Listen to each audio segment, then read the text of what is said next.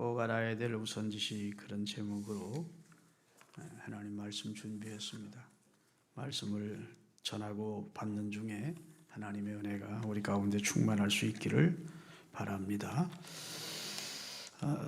인생을 잘 사는 것이 복이죠. 잘 살아야 됩니다.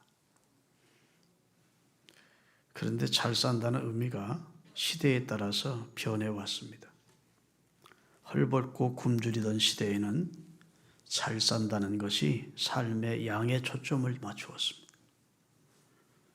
그래서 1970년대 고 박정희 대통령께서 제창한 새마을 운동은 한마디로 잘 살기 운동입니다.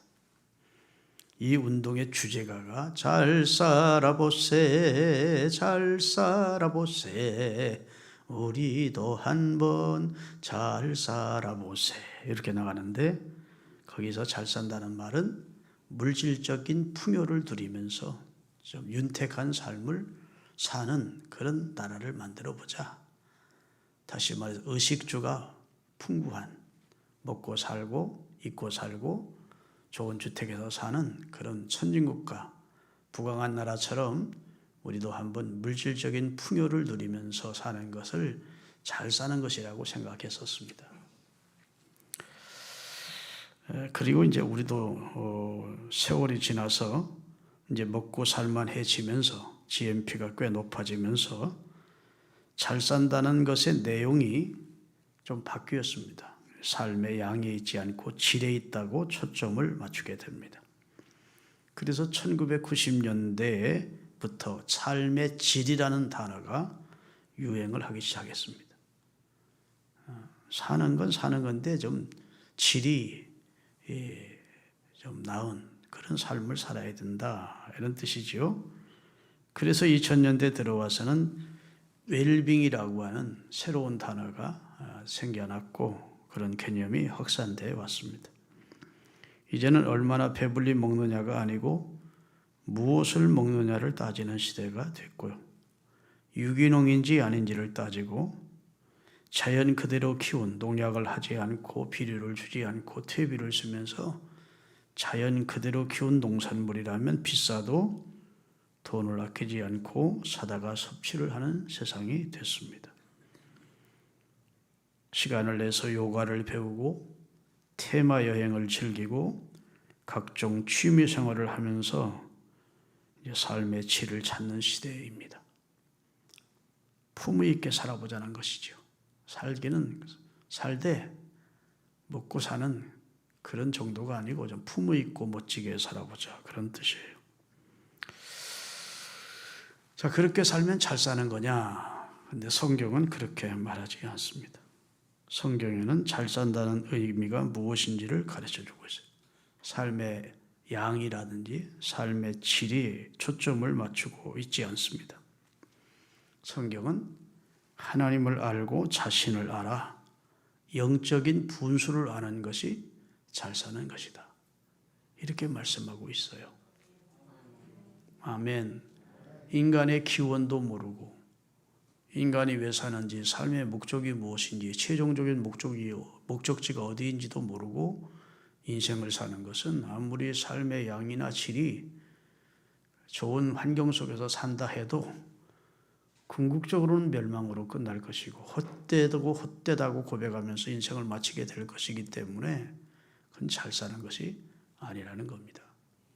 창조자 하나님을 알아야 되고 주권자 되신 하나님을 알아야 되고 전능하신 하나님, 나는 유한한 존재이고 하나님은 전능하신 존재이고 하나님은 주인 되시고 나는 그의 청지기에 지나지 않는, 그래서 나를 알고 하나님을 알고 나를 아는 지식이 있고 그 후에야 인생은 바르게 잘 살 수 있다는 겁니다. 아멘. 그래서 잠언서에 보면 사람이 가지는 지혜 가운데, 지식 가운데 최고의 지식이 여호와를 경외하는 것이 지혜의 근본이다. 이래서 여호와를 모르면 인생 미아라가서 고아와 같다는 겁니다. 그래서 이사야 1장에 보면 소도 그 임자를 알고 나귀도 그 주인의 구유를 아는데 어찌 인생이 나 여호와를 모르느냐? 어찌 창조주를 모르느냐? 어떻게 주인 되신 하나님을 모르느냐? 하늘이여 들으라, 땅이여 귀를 기울이라. 이러면서 하나님이 안타까워하시는 내용이 나옵니다. 하늘이여 들어라, 땅이여 좀 제발 귀를 기울이라 하면서 소도 임자를 하는데, 그 무지몽매한 금수도 임자는 아는데, 나귀도 주인이 밥 따와주는 그릇은 아는데, 나를 먹이는 음식을 내가 먹는 꼴을 제공해주는 주인은 알아보는데 어찌 인생은 하나님을 모르느냐고 하나님이 통태하니 하시는 내용이 이사야 1장에 기록이 되어 있다고요. 그러니까 여호와를 아는 지식을 가진 것이 가장 기본 지식입니다. 여호와를 알고 그 다음에 내가 어떤 존재인지를 알아야, 그게 이제 인생의 첫 출발이 거기서 시작돼야 되는데, 먹고 마시고 즐기는데 인생이 어디서 와서 왜 살며 어디로 가는지를 모르고 산다면 이것처럼 희극이 어디 있느냐고요. 비극이 어디 있느냐고요. 그래서 성경은 주권자 되시는 하나님을 아는 것이 지혜의 근본이다, 이렇게 말씀을 하셨습니다. 아멘. 여러분에게 하나님을 아는 지식을 주신 하나님을 찬양하시는 분, 아멘. 그 믿음이 여러분에게서 난 것이 아니고 하나님의 선물이라고 말씀해 주고 있습니다. 믿습니까? 그러면 우리가 이 세상을 살 때 본문 보면 이 잠언서를 우리가 읽었는데, 잠언서에서 가장 강조되는 것이 겸손이에요. 겸손. 우리 인생은 하나님 앞에서 겸손해야 된다는 겁니다. 다 아멘 할 때까지 기다리는 거예요. 창조주 대신 전능자신 하나님 앞에 교만 떠는 것처럼 우스운 게 없지. 하나님 앞에 하나님의 전능하신 손 아래서 겸손하라고.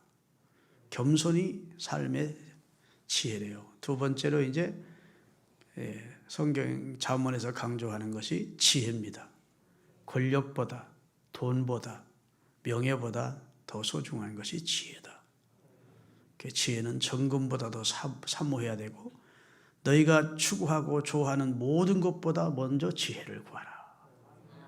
그래서 지혜롭게 살 것을 말씀하셨고, 그 지혜의 근본이 여호와를 아는 지식을 가지는 것이 지혜롭게 사는 비결이다, 이렇게 정의하고 있는 겁니다. 그러니까 우리가 무슨 철학을 논하고 문학을 논하고 과학을 논하고 해도 하나님 모르면 그것은 비극이라고요. 왜냐하면 성경 첫 장 첫 절이 태초에 하나님이 천지를 하나님으로부터 시작돼요. 우리가 신앙을 고백할 때에도 전능하사 천지를 만드신 하나님을 나는 믿는다, 이렇게 고백하잖아요. 그러니까 별소리 다 해도 인생이 주인 되시는 하나님, 창조주 되시는 하나님, 주권자 되시고 마지막 날 심판자가 되실 하나님을 모르면 참 무식한 사람, 깡무식, 왕무식한 사람이라는 겁니다. 동의하시면 아멘. 여러분은 해당이 안 되니까 기쁘게 동의하셔야 돼요. 저 불신자들 보고 그런 소리 하면 웃기는 소리 하고 있다고 펄쩍 뛸지 모르지만 성경이 그렇다면 그런 거예요. 따라합시다. 천 사람이 천말하고 만 사람이 만말해도 성경이 그렇다면 그런 거야. 하나님의 말씀은 진리니까 별소리 다 갖다 해도 소용없어요. 그런데 오늘 본문 1절에 보면 마음의 경영은 사람이 할 수 있다. 계획이라는 겁니다. 계획, 그걸 경영이라고 그러죠. 옛날 우리 어렸을 때에는 경영이란, 옛날 어른들 때는 경영이란 말은 별로 사용을 안 했습니다. 농사 짓는데 그냥 주먹구구식으로 농사 지었죠. 경험 따라서. 근데 시대가 발전하면서 이제 경영학이라고 하는 것이 지금은 아주 인기 있는 학문이 됐습니다. 회사를 해도 경영을 능력을 가지고 있어야 돼요. 그렇죠? 이제 가정살림도 그냥 주먹구구식으로 하면 월급 300만 원 받았는데 보름 지나다 다 써버렸다. 그런 경영 제대로 못하는 그 집은 앞으로 소망이 없는 것이죠. 잘 어떻게 경영할지를 가정 경제도 경영을 해야 돼요. 교회도 일부 경영이 필요합니다. 믿습니까? 그래서 예산을 책정하고 그 다음에 예산이 어떻게 지출될 것을 계획을 세우죠. 그럼 무슨 오늘 본문에 보면 사람이 마음으로 자기 길을 계획해도 이루어 주시는 분은 하나님이다. 이렇게. 계획은 할 수 있습니다. 사람은 경영할 수 있습니다. 설계할 수 있죠. 머리를 싸매고 골머리 여러 사람이 수고하면서 연구진들이 모여서 계획을 세우죠. 계획은 사람에게 있다. 하나님이 그런 능력은 사람에게 주셨습니다. 인간은 동물처럼 하나님이 짓지 않고 하나님과 가장 근사한 가까운 하나님의 형상을 넣어서 다시 말해서 하나님의 이미지를 넣어주심으로 인간은 창조적인 능력을 갖게 하셨어요. 하나님은 창조하시는데 인간도 과학을 계속해서 발전시키며 창조적 역사를 이루어 가십니다. 동물은 창조 못해요. 옛날 사는 방식 그대로 동물은 삽니다.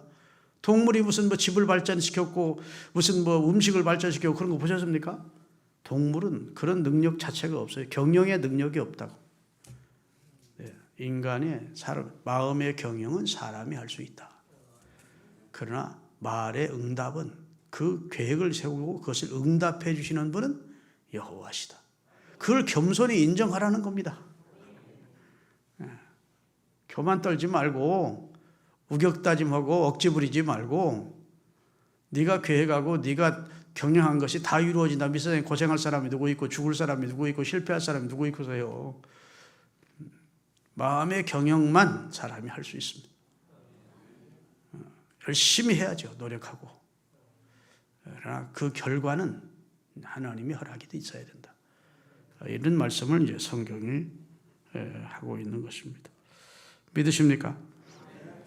다시 말해서 영적인 지식과 분수를 알아야 된다는 겁니다. 잘 살려면 잘 먹는다고 잘 입는다고 좋은 집에 산다고 잘 사는 게 아니고 그 삶의 질을 높인다고 잘 사는 게 아니고 요가하고 무슨 여행하고 그다음에 취미 활동한다고 그런다고 잘 사는 게 아니고 결말이 지옥으로 끝난다면 잘 사는 게 아니죠. 가장 어리석은 자가 되는 겁니다.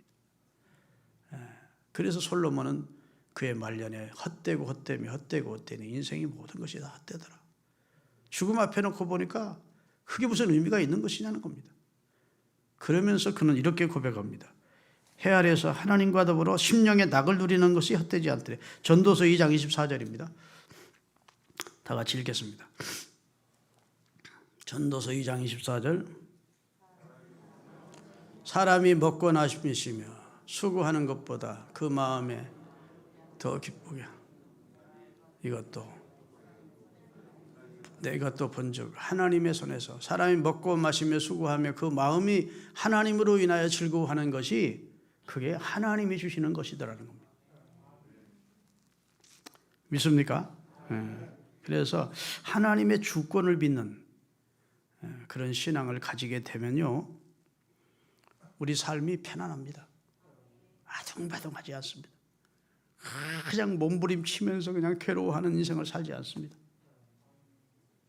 주신 자도 여호와시고 취하신 자도 여호와시오니 여호와 이름이 찬송을 받을지어다. 이런 욥과 같은 신앙만 가지면 편안한 베개를 베고 침대에 누운 편안한 것처럼 하나님이 나를 인도하시고 하나님이 합력해서 내게 손을 주시고 할렐루야 궁극적으로 나를 영원한 천국으로 안내해 주실 것을 믿는 하나님의 주권과 섭리를 믿는 신앙만 있다면 우리가 이 세상을 그렇게 불신자처럼 아둥바둥 괴로워하면서 그냥 속상해하면서 살 필요가 없는 거예요. 믿습니까? 이 땅의 삶에 너무 연연하면서 그냥 이 세상이 전부인 줄 알고 살 필요가 없다고. 잠언 27장 1절입니다. 자, 내 아들아 지혜를 얻고 내 마음을 기쁘게 하라. 그리하면 나를 비방하는 자요. 1절인데 11절을 띄웠네. 보면 이런 내용이에요. 너는 내일 일을 자랑하지 말라. 내일에 내가 무슨 일을 당할지 알지 못함이니라. 이렇게 되어 있다. 사람이 내일 일 염려한다고 내일을 자랑할 수 있는 인간이 하나도 없다고 성경은 말씀하고 있습니다. 믿습니까? 우리는 전능자가 아니에요. 전능하신 분은 하나님이시죠. 우리는 제한적인 인간입니다. 한계가 있는 인간이라고요. 인간은 계획은 할 수 있지만 그것을 이루어낼 수 있는 능력까지는 없어요. 물론 적은 성취는 인간이 할 수 있습니다. 그러나 중요한 하나님이 주시는 그런 허락이 있기 전까지는 인간은 모든 것을 이룰 수가 없다고요. 여러분, 나폴레옹이라고 하는 사람이 아주 인류의 영웅인 가운데 하나죠. 프랑스에서 프랑스 사람인데, 프랑스 사람. 그런데 이제 그가 워터루 전쟁에서 완전히 패배해서 영국의 윌링턴 장군의 포로가 되고, 그러면서 그의 인생이 이제 계속 죽음을 맞이하게 됩니다. 근데 워터루 전쟁을 할 때 나폴레옹이 그의 친구인 네이 장군에게 이랬습니다.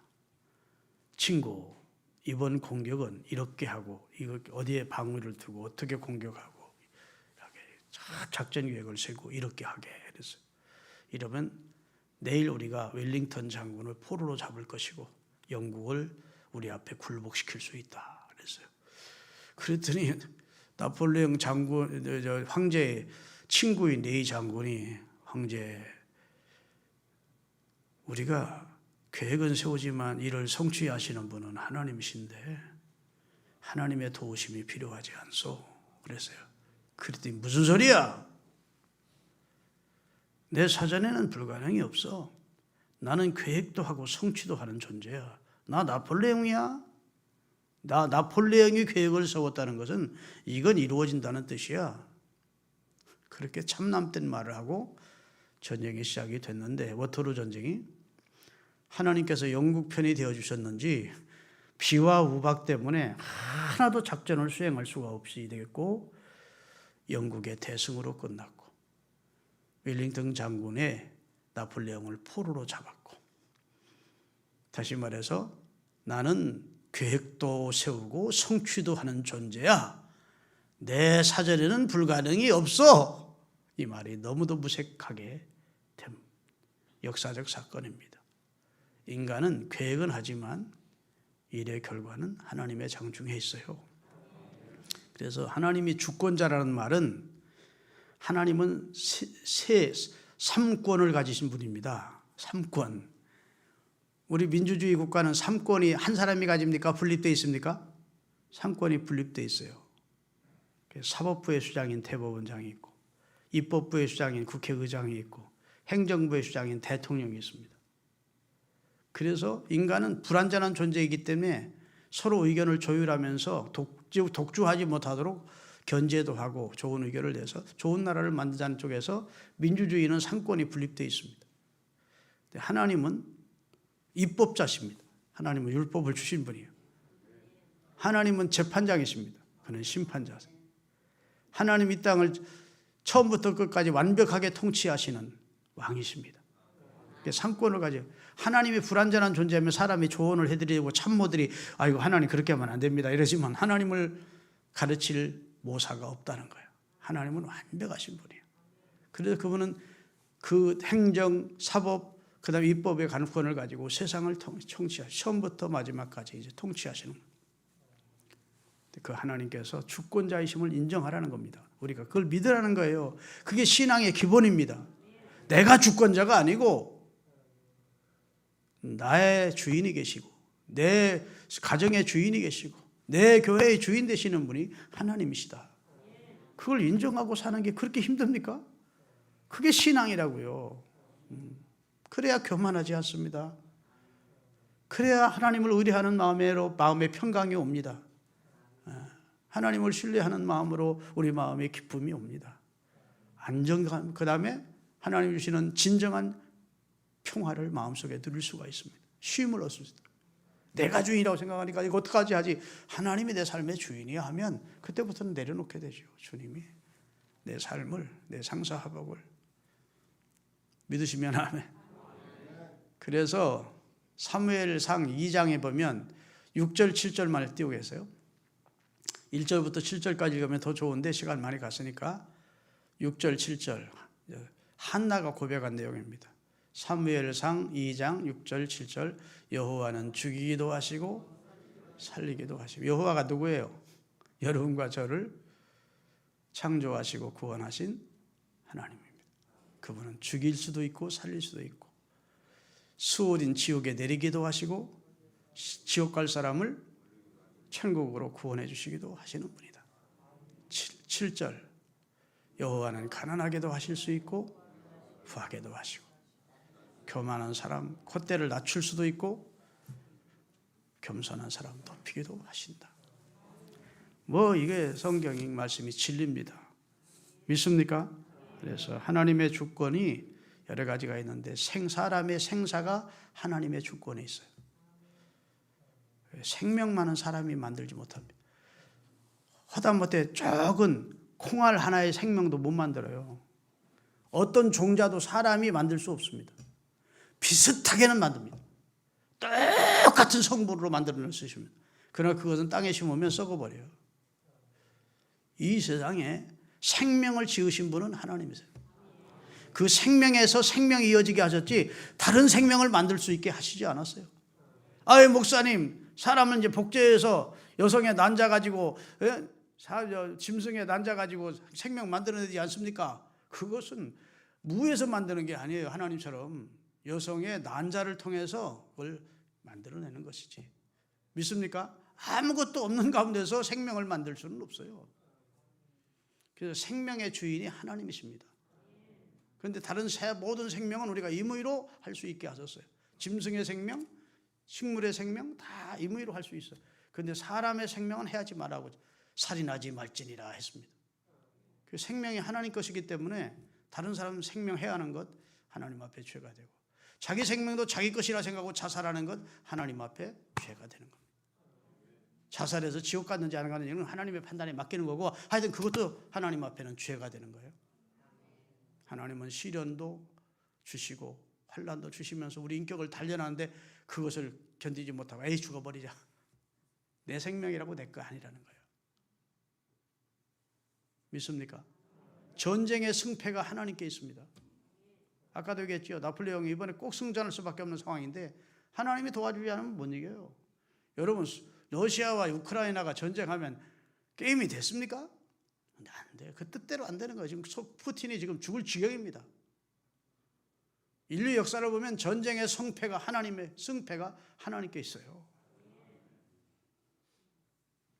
할렐루야. 성공과 실패가, 무슨 일의 성공과 실패가 하나님께 있어요. 성공하기 위해서 전 인류가 그 당시 창세기에 모여가지고 바벨탑을 쌓았는데 하나님이 단번에 바벨탑을 허물어 버리십니다. 전 인류가 다 모여서 합심해서 반대하는 사람 하나도 없이, 오늘날로 말하면 민주주의 다수결론 측에서 전체, 그랬는데도 하나님은 바벨탑을 흩어버리셨다. 하나님이 이루게 하시면 이루는 것이고 하나님이 허물으시면 허물어지는 거예요. 아멘. 부와 귀가 여호와께로 말미암는데요. 성경에 그런 내용이 너무 많으니까, 여하튼 사람은 경영할 수 있습니다. 경영을 할 수 있어요. 계획을 세울 수 있어요. 그러나 그것을 응답해 주시는 분은 여호와시다. 이것을 인정하고 사시는 우리 신앙가족들이 될 수 있기를 예수 그리스도의 이름으로 축원합니다. 할렐루야. 그 다음에 두 번째 2절입니다. 2절을 띄우겠어요? 이 겸손하라는 내용입니다. 사람의 행위가 자기 보기에는 뭐고 깨끗하여도 여호와는 심령을 감사. 여러분, 기독교에서 전하는 것은 전제하는 게 있습니다. 모든 인간은 죄인이라는 겁니다. 아멘. 하나님 앞에서 우리 조상이 범한 원죄가 우리 속에 죄인으로 태어나고, 이 세상에서 여러분 사과나무는 사과 열매를 맺듯 죄인은 죄의 열매밖에 못 맺어. 우리는 말하는 것이, 생각하는 것이, 행동하는 게 다 죄뿐입니다. 아무리 내가 죄 안 지고 살아야지 두 주먹을 불끈 쥐고 이를 아금니를 꼭 깨물면서 교회에서 결심하고 나가도 한 주간 살다 보면 죄의 먼지가 우리 몸에 마음으로, 입술로, 행동으로. 그런데 자기가 의롭다고 생각하는 것처럼 착각하는 게 없는 거예요. 나는 하나님 앞에 의로워. 전도하다 보면 죄인이라는 걸 제일 듣기 싫어합니다. 당신은 하나님 앞에 죄인입니다. 내가 경찰서로 갔어, 교도소로 갔어, 왜 나보고 기분 나쁘게 죄인이라고 그래? 이러고 항의한다고. 여러분, 경찰서 가고 교도소 가야 죄인이 아니고 하나님이 우리 심령을 꿰뚫어 보시는데, 여기 보면 여호와는 심령을 감찰하시는데, 하나님이 심령을 감찰하시는데 하나님 앞에 죄인 아닌 사람이 없대요. 그러니까 자기 보기에는 내가 깨끗해. 나는 예수 믿는 아무개보다, 내가 예수 믿는 집사보다 더 깨끗하게 살아. 이런 사람들이 있습니다. 나는 목사보다 더 깨끗하게 살아. 이러면 스스로 자기 의에 도취되어 있는 사람들이 있습니다. 너희들이나 잘 믿어. 나는 예수를 믿는 너희보다 더 깨끗하게 살아. 더 양심적으로 살아. 이런 사람들이 있어요. 그래서 자기가 보기에는 자기 행위가 깨끗해도 하나님은 심령을 보시는데, 그걸 겸손하게 네가 인정해야 된다는 겁니다. 네가 어떻게 하나님 앞에 깨끗할 수가 있느냐는 거예요. 아멘. 의로운 척, 깨끗한 척, 그렇게 하는 것이 위선이라는 겁니다. 그것이 하나님 앞에 마스크를 쓴 행동이라는 겁니다. 마스크, 자기 얼굴을 가리고.